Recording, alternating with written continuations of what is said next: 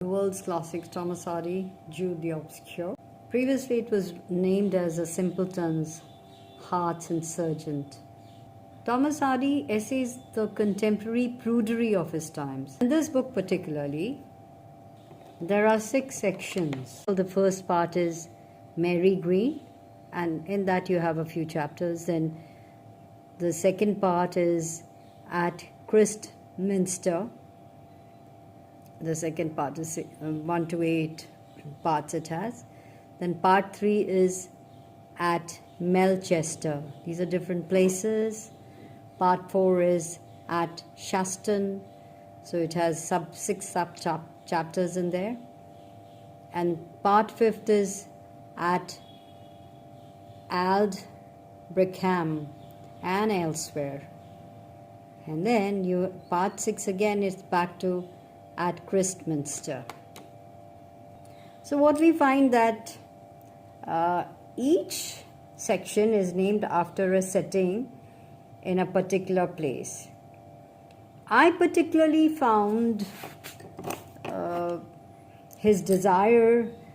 protagonist desires to study heart-wrenching. An 11-year-old boy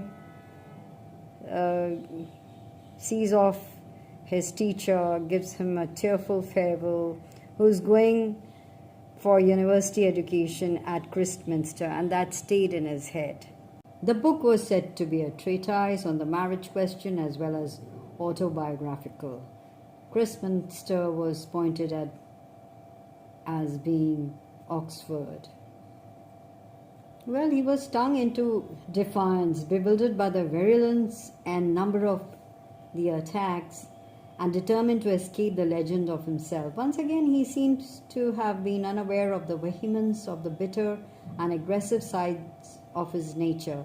He thought himself as a mild, inoffensive countryman, a harmless agnostic, rather than a clamorous atheist, a teller of tales, a recorder of seemings or impressions, a chronicler of moods and deeds, rather than a philosopher or reformer. He liked to be called the man with the watching eye.